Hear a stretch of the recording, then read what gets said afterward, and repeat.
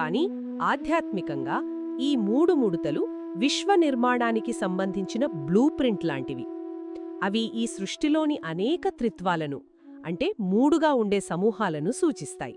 ఉదాహరణకు మొదటిది ఉనికి యొక్క మూడు ప్రధాన క్రియలు: సృష్టి, స్థితి మరియు లయం.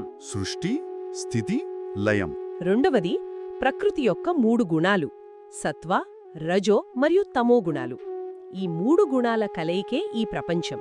ఒక్క నిమిషం. అంటే ఆ మూడు గుణాలను, సృష్టిస్థితి లయకారకమైన శక్తులను ఆమె తన నడుముపై ఒక ఆభరణంలా ధరించిందని అర్థం చేసుకోవచ్చా? ఖచ్చితంగా. ఆవిర ఆ గుణాలకు అధిపతి, వాటికి అతీతురాలు అని చెప్పడానికి ఈ వర్ణన.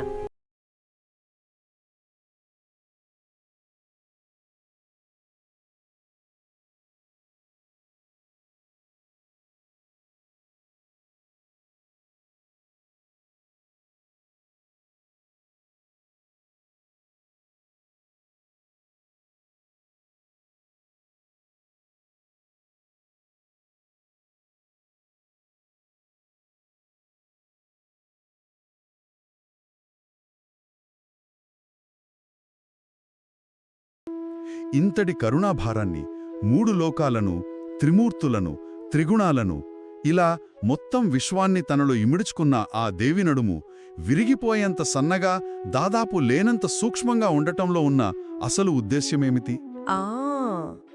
ఇంతటి అనంతమైన శక్తికి, ఇంతటి సూక్ష్మమైన రూపానికి మధ్య ఉన్న ఈ విరోధాభాసను ఎలా అర్థం చేసుకోవాలి? మీరు ఈ చర్చ యొక్క హృదయాన్ని తాకారు. ఇదే అసలైన తాత్విక రహస్యం. ఆ సన్నని నడుము బలహీనతకు చిహ్నం కాదు. మరి దేనికి? అది సంపూర్ణమైన నియంత్రణకు మరియు సమతుల్యతకు ప్రతీక. అనంతమైన శక్తిని కలిగి ఉండటం గొప్ప విషయం కావచ్చు, కాని ఆ శక్తిని సంపూర్ణమైన నియంత్రణలో ఉంచుకోవడం అంతకంటే గొప్ప విషయం. నిజమే. అణుశక్తిని సృష్టికి వాడవచ్చు, వినాశనానికి వాడవచ్చు. ఆ నియంత్రణే ముఖ్యం.